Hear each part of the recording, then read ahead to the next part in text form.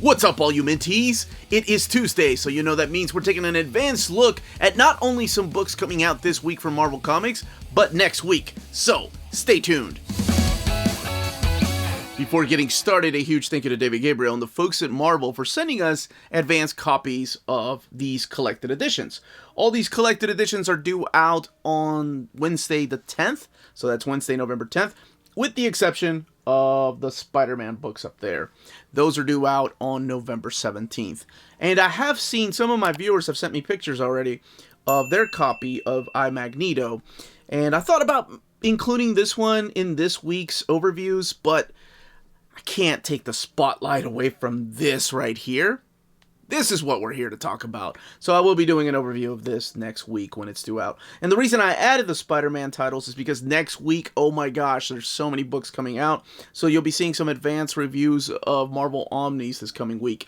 And as always, I like to remind everybody that I do put timestamps in the description of this video so you can move yourself around to check out the books you are interested in, or just to skip something that might have spoilers, such as maybe Reign of X if you're not caught up. So let's go ahead and get started talking about Marvelverse Spider-Man, which comes out next week. So kicking off this week is the Marvelverse Spider-Man trade paperback. This series is designed to get new readers that were interested in the movies and kind of catch them up with these characters. Not necessarily only taking stories from the 616 universe, or what is considered canon, or what's considered the real history of Spider-Man, but also taking stories from other universes, but stories that still define who the character of Peter Parker / Spider-Man is. So in this particular collection, we have Mythos Spider-Man. This series came out, I think there was a Mythos Fantastic Four, Mythos X-Men, but it was just a series of one-shots. And then we get probably what is, at least to me, the defining moment of Stan Lee and Steve Ditko's run on Amazing Spider-Man. And that is If This Be My Destiny, issues 32 and 33 of Spider-Man. And if you've not read it, if you've only seen the movies, you know the exact scene I'm talking about. They've used it in a couple of movies where Spider-Man is just buried under a bunch of rubble and he's like thinking about all these people that he's let down in his life. And he just picks himself up. It's a beautiful moment. It's a defining moment for the character. But interesting that it's collected in here, so it looks like they were doing things in chronological order. And then we have Marvel Adventures 2 and 3 in here. That epic picture right there. Oh, still get goosebumps. But yes, then we have Marvel Adventures, Spider-Man 2 and 3. And this is the formation of the Sinister Six. Now, a lot of people speculate that the reason they release stories like this is because we have a movie coming out and they want to have tie-ins to the movie. Whether it's characters that appear in the movie or whether there are scenes of Spider-Man that are going to be in the movie that were taken from here.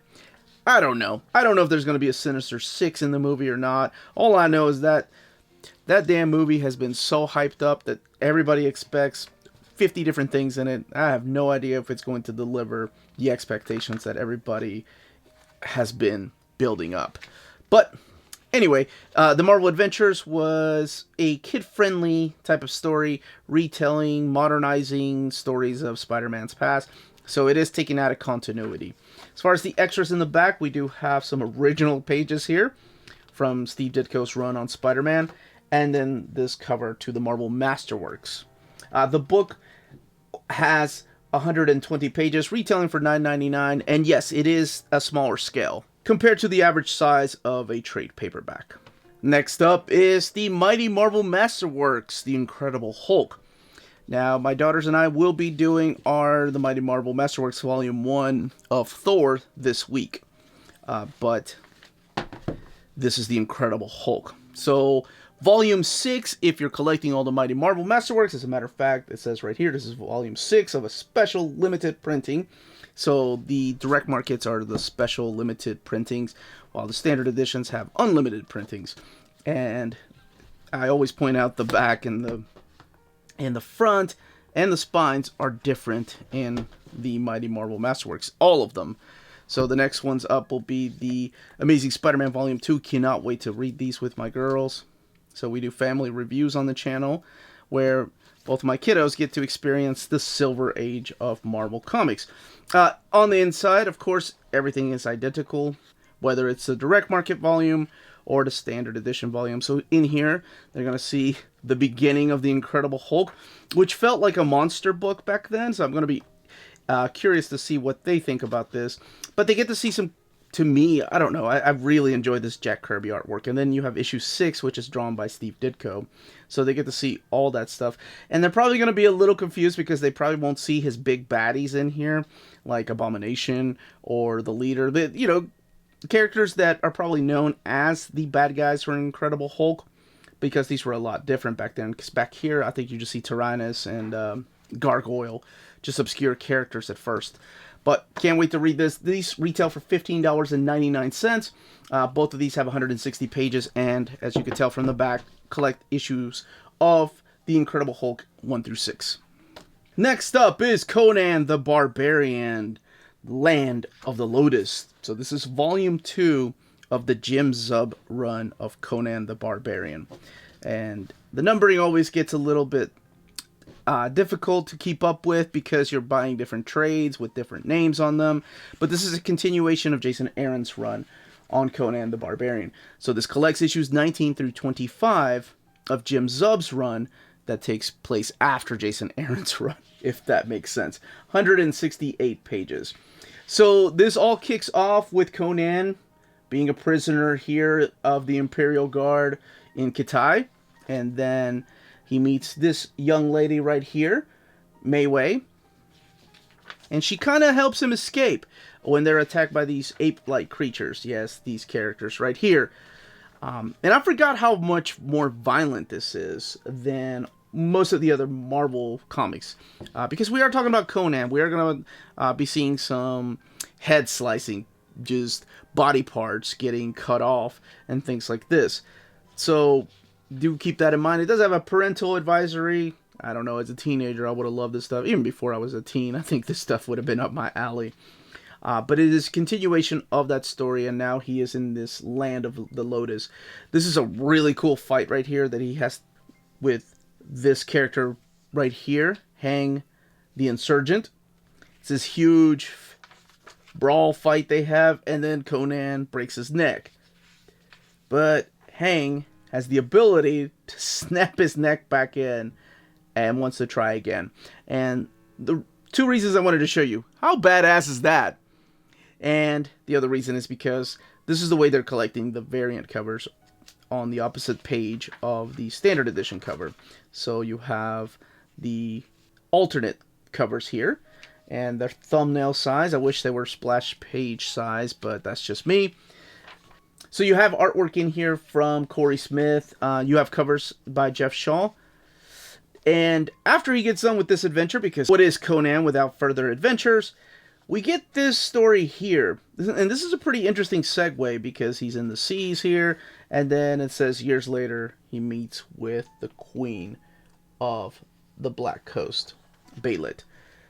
So this is a story that is pretty interesting. This is a celebration of 300 issues of Conan the Barbarian. Here we go. At Marvel Comics.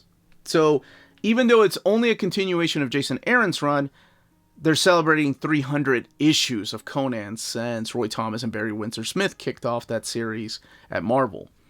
So it gets a little bit confusing. Maybe I'll do a timeline or the reading order of Conan one day. And here are the other covers. Even one here by Kevin Eastman. It's pretty cool that they included one there by him. But yeah, this is celebrating 300 issues of Conan the Barbarian. And what better way to celebrate it than having Conan and Beilit fight Conan from the past and Conan from the future when he is king. So you can find out how all that plays out. And we get a few backup stories here. One from Larry Hama. And one of my favorite ones here. This is by Dan Slott and Marcos Martin. And it's just Conan having a drunken fight with characters not even knowing what he's doing. And somehow he just gets out of it and ends up with this egg. And then this right here. This is drawn by Roberto de la Torre. And it's written by James Owsley. And his artwork, De La Torre's artwork, just screams John Buscema to me. And this is the kind of stuff I would love to see on a Conan book, or a Cole book, if they ever wanted to update or bring the character back. I just really enjoy this type of artwork for this sort of story.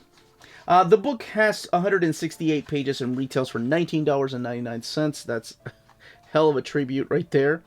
That's a Dan Panosian piece of art. And, of course, Peach Momoko, who's been doing variant covers for Marvel for a while. Now, when I speak of spoilers, this is the one I was mainly concerned about, and that is the Reign of X Volume 5. So, this contains issues of Excalibur 18 and 19, it contains Sword 2 and 3, and King in Black Marauders. So all this stuff I've already talked about in their own respective titles when I talked about Marauders, when I talked about Excalibur Volume 3, and then when I talked about Sword Volume 1. But just a quick recap, something's happened at the end of X of Swords that changed the character of, well, never mind, you may not know. That did change one of the characters in Excalibur. Now, whether it actually happened or whether it was in the psychic plane, well, it's Excalibur, so there's always some kind of magical thing going on here. But we do get this really cool part right here. And I just love the fact that Marcos To is still drawing these issues. I love the fact that they tell you which characters are appearing in the comic book, in case you're not familiar with who they are, and their names are not said here. But there's this really cool fight between Psylocke and Captain Britain here. Now, whether, like I said, it takes place in the psychic plane, or whether it actually takes place in our physical plane, you can find out. And then we get Sword, and Sword has been a lot of fun. This is by Al Ewing. And even though the first couple of issues have immediate ties to the King in Black, doesn't matter. Al Ewing is still able to tell his story with his cast of characters, which is not just manifold. There's a lot of characters that appear in here, such as Mentallo, which we haven't seen for a while, such as WizKid, Kid from the Exterminators, and Mentallo was a character that first appeared in the pages of Strange Tales. So it's really cool that he's taking all these obscure characters and bringing them back, which is probably one of my favorite things that the Dawn of X and Reign of X era have done. Now, the question that I've been asked, and I'm pretty sure I know the answer to, is, will the Trial of Magneto and Inferno be collected in this format in Reign of X? I think, yes, the Trial of Magneto more than likely will be collected. I don't think Inferno will be collected in this format, in this Reign of X format. Here, let's look at the Marauder story, because this is a pretty big story. This one here is a King in Black tie-in, but it has more to do with zombies. But yes, I don't think Inferno will be collected in here, just like X of Swords wasn't collected in this format, just like the thing that even kicked it off, House and Powers of X, was not collected in this format. So that's just what I think. I could be wrong. I have been wrong in the past. That is an awesome cover here by Stefano Caselli. But here, let's go back and look at the variant covers. The book retails for $17.99, and it has 152 pages. See, WizKid, and that last page doesn't spoil anything. That's what we were just looking at, and then we have some uncolored pages. And it's spine watching time, so here are all the spines of the books coming out this week, and the 2 Spider-Man books coming out next week. Pause the video, and always reminding you all to smash that like button. It's something insignificant that you can do, but it means the world to us here, and helps the channel keep growing. Alright, let's get back to it. I know a lot of my trade waiters have been wanting this book for a long time, but here it finally is, Untold Tales of Spider-Man, Volume 1. And I know I held up the spines here a second ago, but I gotta say, I love the design of that spine. I love the all red. I love the picture down here of Spider-Man. I don't know, the font really stands out. And then the back of the book. Retailing for $39.99 and collecting Untold Tales of Spider-Man 1 through 14 and Amazing Fantasy 16 through 18. Now, I've done an overview of the omnibus, but I know there are people that only get trades, so I think this is very exciting. We already have a Volume 2 solicited, so wrapping up the series. But kicking it off with Amazing Fantasy number 16, immediately taking place after Amazing Fantasy number 15. So these 3 stories that we're going to be looking at here take place between Amazing Fantasy 15 when Spider-Man first appeared and Amazing Spider-Man number 1 when he got his first ongoing. The series of Amazing Adult Fantasy became Amazing Fantasy, and then it got canceled after Spider-Man appeared, and then they said, hey, let's focus on superheroes instead. And the world was forever changed. Actually, the world was forever changed with Fantastic Four. Well, the Marvel world. Anyway, where the hell was I? That's right. So these stories are all retcons, but really not really, because they're kind of shoehorning these stories in a proper way. Kurt Busiek did his homework. He's a fan of these stories. So, for example, we're introduced to this young teenage girl with powers here named Joey Pulaski, who appears in this issue of Amazing Fantasy, and then something happens to their friendship that kind of unravels her potential to appear again. We meet the character of Supercharge here in the pages of Amazing Fantasy number 18. And he plays like a douchebag villain kind of role. And then we get Untold Tales of Spider-Man number 1. Now, this was the 99-cent adventure. This was an era of Spider-Man when the Clone Saga was going on, and people really missed those old school classic just stories of Peter Parker. Just not complicated. No Kane, no Gwen, no, well, I mean, Gwen later on appears, but anyway, no clones, no big convoluted stories. So, Marvel decided to kick off their 99-cent line with Kurt Busiek and Pat O'Leaf and give us Untold Tales of Spider-Man. And the unique thing about these stories is that each of these issues take place between the classic Silver Age Amazing Spider-Man run, the classic Stan Lee and Steve Ditko run. So, for example, here we have Untold Tales of Spider-Man number 1 that introduces us to this character of the Scorcher. This is his first appearance. But from beginning to end, you kind of see, okay, that's why he never mentions him again in the canon Spider-Man. But he does come back again. So that issue 1 and issue 2, which is the introduction of, not Batboy, but Batwing, right here, take place between Amazing Spider-Man issues 6 and 7. So both issues of Untold Tales Spider-Man 1 and 2 take place between Amazing Spider-Man 6 and 7. In issue 7 of Amazing Spider-Man, he asks out Betty Brant. So they never really go on a date. He asks her out because in issue 8 of Amazing Spider-Man, it's a completely different story. But he does take her out on a date in Untold Tales of Spider-Man number 3. So it's kind of like X-Men Classic or Classic X-Men, where they retcon or rewrite some of the history, but giving you so much more. What I like to think of is like a director's cut of a movie, sort of like Aliens, the director's cut, or Alien, the director's cut. I don't know why they didn't go with just Alien, but something like that. But it wasn't like Kurt Busiek wrote those stories originally, because it was Stan Lee. Oh, these are the spacemen here. And I think this is such a good throwback to that Silver Age era. Even in the way that the stories are told, too. In the way that the narration boxes are done and the dialogue. He introduces us to some new characters, too. Some of his supporting cast, not just villains, such as Sally. There is a beautiful, heartbreaking issue in here where he gets... I don't want to say disposes, he lets go of one of his characters, so you never hear from the character again in the continuity of Spider-Man.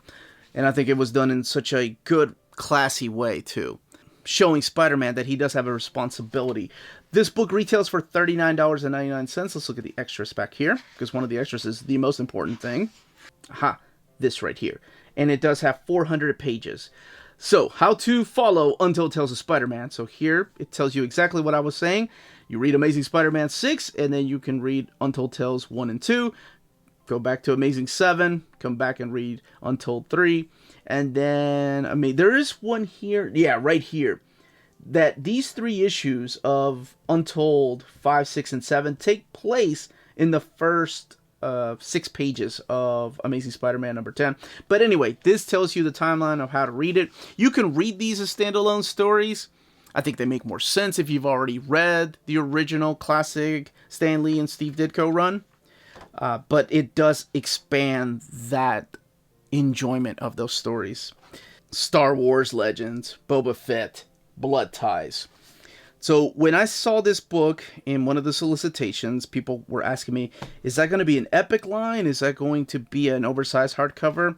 Well, it's neither. It's just a trade, but it takes place during the Dark Horse era of Star Wars. And after reading this, I really wish that this had been done in an oversized format for a couple of reasons. And one of them, of course, being the artwork. So we kick it off with Star Wars Tales number 7, which has this inside artwork here by Mike Deodato Jr., which I don't think I've ever seen him draw Boba Fett. So that's really cool that we kick it off with this particular story. And again, all of this taking place in the Dark Horse time when they had the rights to Star Wars. So, you know, some people consider it canon. Other people are like, no, it doesn't take place because the entire Star Wars universe has been rewritten because now Disney/Marvel owns Star Wars. But this series right here is exactly what I want to talk about. Blood Ties, and then Blood Ties, Boba Fett is Dead.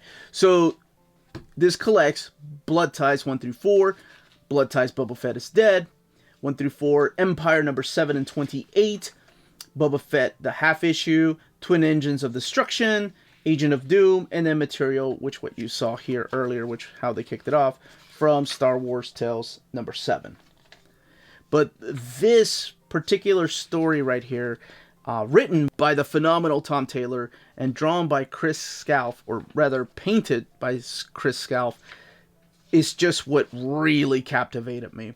So really quick, the premise is it takes place at the beginning here when Jango Fett is training his son Boba Fett to become a bounty hunter, to become an assassin. So they go on this bounty. He's paid to go and kill somebody of importance, and it's kind of controversial. Like it can hurt what could happen to the future of clones. Because remember, keep in mind, it's all before Episode 2, the Clone Saga.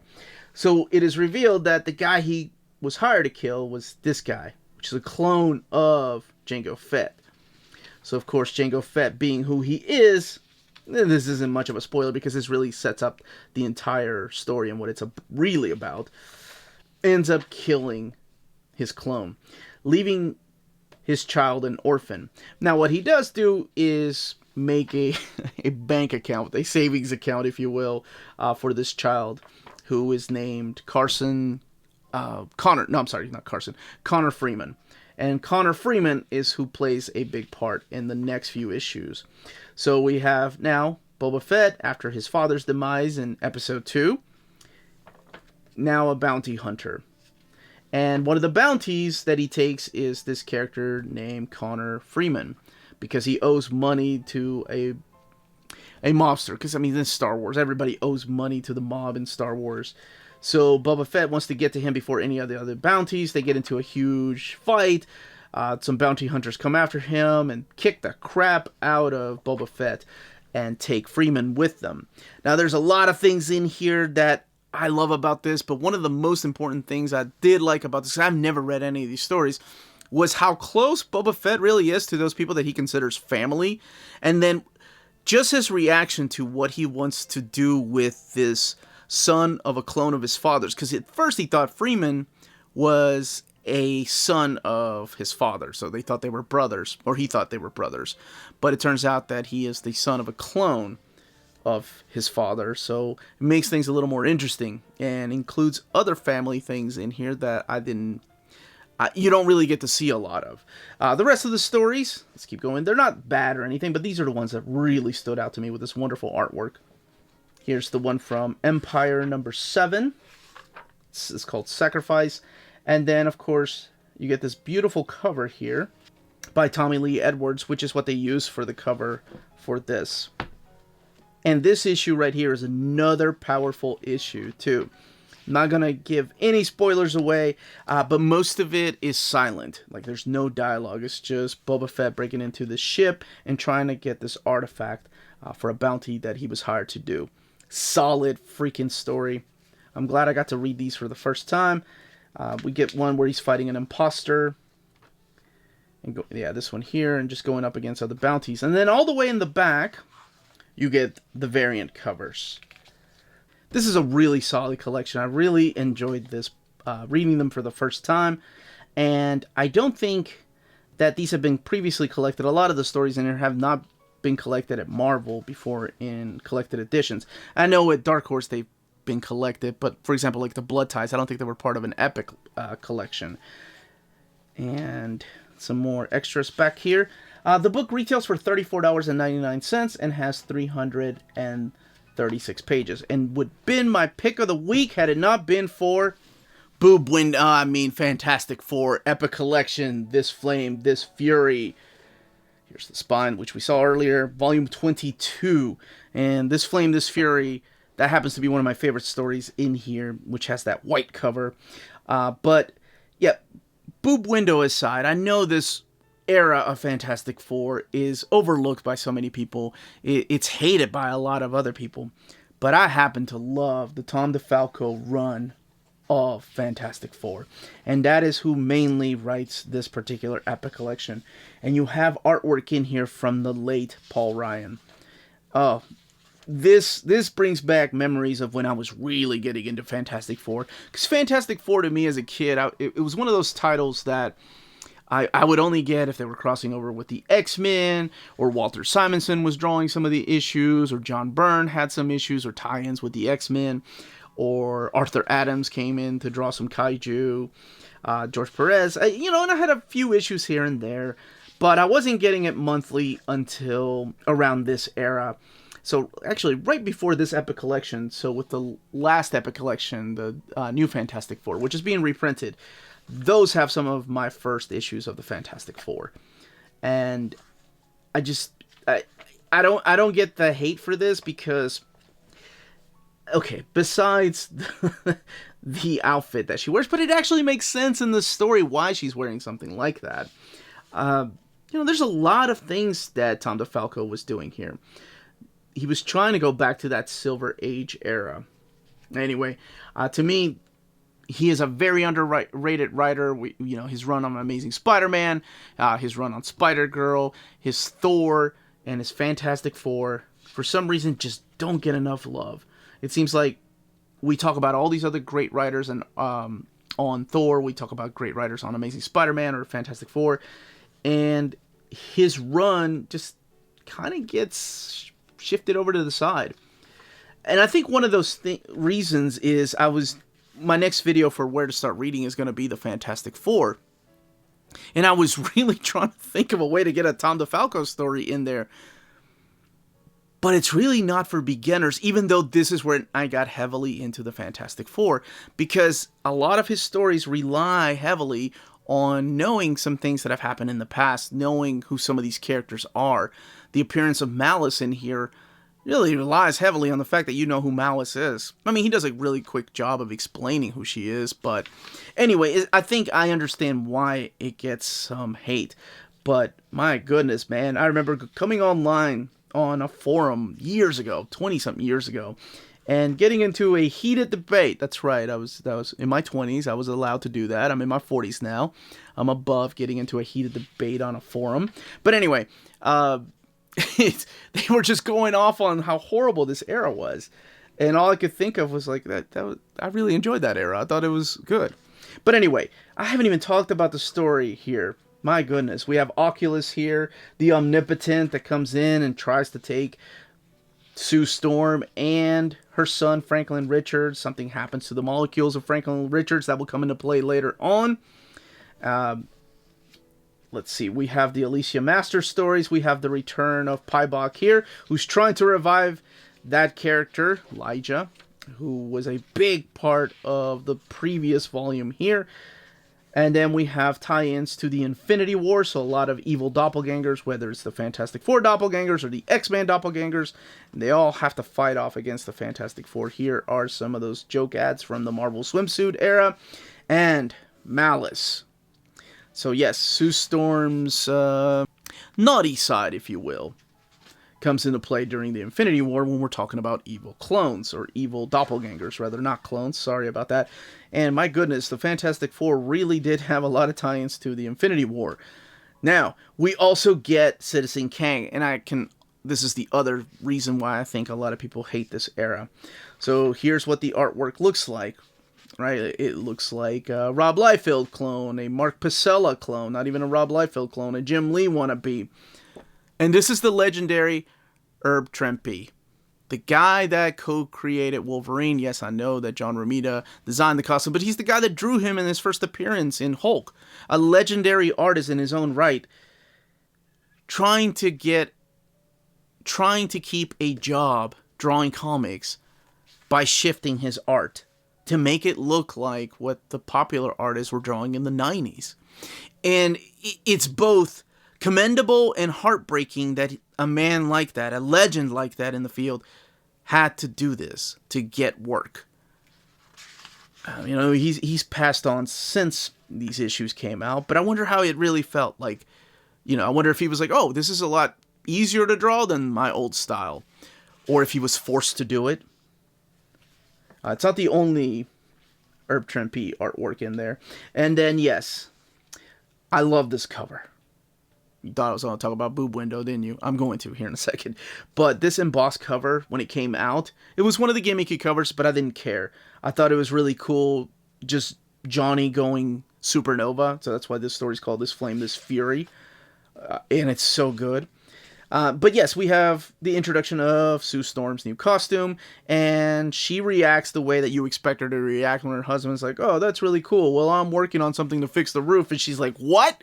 Look at me, dude. Walking out like this. Where's Namor at? Where is Namor? I'm going to call Namor up. But anyway, the reason she did that actually has something to do with the story being told here that he is building on. We have the return of Sharon Ventura here, who eventually became Miss Marvel, and then, of course, she also got those cosmic rays and became the Thing for a while. But yeah, this era to me was a lot of fun, and it throwback to me at least to the Silver Age while moving the story forward. That is what I think is a fair balance of good storytelling, respecting the past and continuity and moving forward with the story in your own way while still trying to tap into what was hot in the 90s.